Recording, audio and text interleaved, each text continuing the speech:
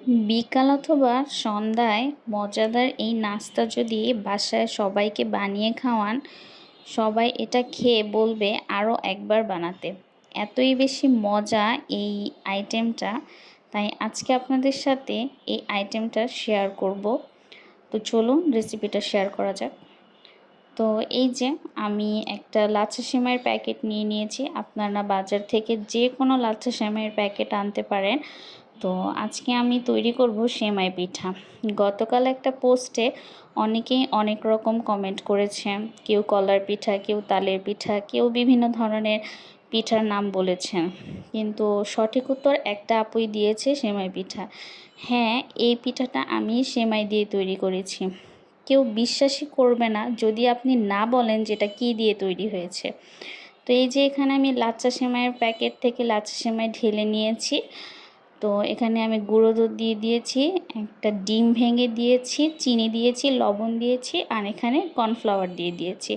আপনারা আপনাদের সেমাইয়ের পরিমাণ অনুযায়ী এখানে উপকরণগুলো মেপে নিয়ে নেবেন।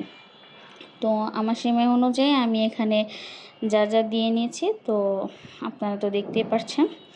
তো এখানে সুন্দর করে হাত দিয়ে সবগুলো উপকরণ মেখে একদম এটাকে নরম করে নিব।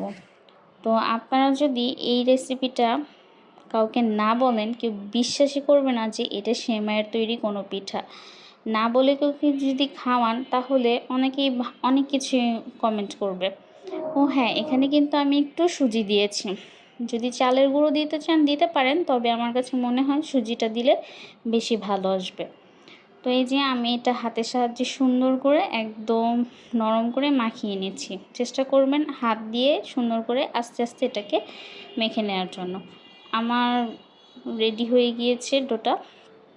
তো এখানে আমি কড়াইতে একটু তেল দিয়ে দিচ্ছি। আর এখানে কিন্তু ডুবো তেলের প্রয়োজন নেই, আপনারা আপনাদের পর্যাপ্ত পরিমাণ তেল দিয়ে এটা ভেজে নিতে পারবেন। তো খুবই কম তেলে এটা ভাজা যায়, ডুবো তেলের কোনো এখানে দরকার পড়বে না। আর যখন এটা ভাজা হয়ে যাবে, ওরকম তেল চিপচিপেও করে একদম ড্রাই থাকে, বিস্কিটের মতোও লাগে আবার পিঠার মতোও লাগে।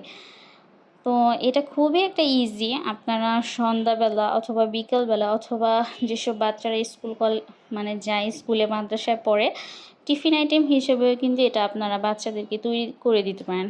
আমার মেয়ের জন্য আমি এটা করেছিলাম, মানে ট্রাই করেছি যে আমার মেয়ের পছন্দ হয় কি না। আমার মেয়ে এটা খেয়ে ভীষণ পছন্দ করেছে।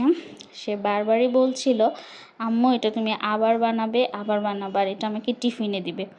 তো আপনারা যারা বাচ্চার মায়েরা আছেন, তারা এইভাবে বাচ্চাদেরকে যদি তৈরি করে দেন, তাহলে বাচ্চারা এটা খুব মজা করে খাবে।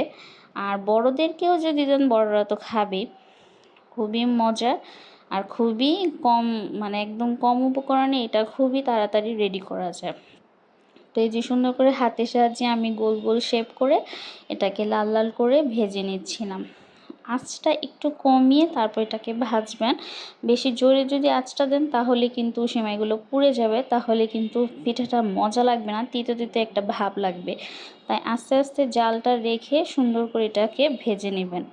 যখন এরকম লালচে লালচে একটা ভাব চলে আসবে, তখন আপনারা এটা উঠিয়ে নেবেন।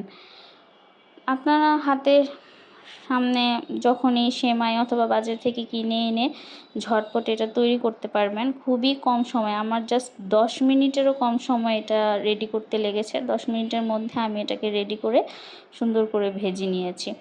বাসায় দেখা গেল হঠাৎ মেহমান আসলে এটা কিন্তু বানিয়ে একদম খাওয়াতে পারবেন। আর এটা কিন্তু আপনারা মোটামুটি বক্সে যদি সংরক্ষণ করতে যান, তাহলে আমার মনে হয় 1 সপ্তাহের মধ্যে এটাকে বক্স, একদম এয়ারটাইট বক্সে আপনারা এটা সংরক্ষণও করতে পারবেন। যেহেতু তেলে ভাজা জিনিস, এটা নষ্টও হবে না, সুন্দর এটা আপনাকে মানে রেখে খেতে পারবেন। তো একে একে আমি সবগুলো পিঠা ভেজে নিচ্ছি। আমার বাসায় তো আপনার মনে করেন সেমাইটা একটু কম ছিল, আমি একটা ডিম দিয়ে করেছি, তাই আমার 12টা পিঠার মতো হয়েছে। আপনারা সেমাইয়ের পরিমাণ বাড়িয়ে নিয়ে যদি করেন তাহলে হয়তো অনেকগুলো পিঠা হবে। তো একে একে সবগুলো পিঠা আমি ভেজে নিয়ে তুলে নিলাম। তো খুবই মজার একটা রেসিপি, আপনারা অনেকেই রেসিপিটা চেয়েছেন, তাই আপনাদের সাথে শেয়ার করে ফেললাম। বাসায় বানিয়ে অবশ্যই আমাকে কমেন্ট করে জানাবেন যে কেমন লেগেছে। আশা করি আপনাদের খুবই ভালো লাগবে। একদম মুচমুচে গরম গরম খেতে পারলে খুবই দারুণ একটা স্বাদ পাওয়া যায়। তাই আপনারা অবশ্যই এটা ট্রাই করবেন। আমার রিকোয়েস্ট রইল, ট্রাই করে অবশ্যই আমাকে জানাবেন কেমন লেগেছে। সো আল্লাহ হাফিজ।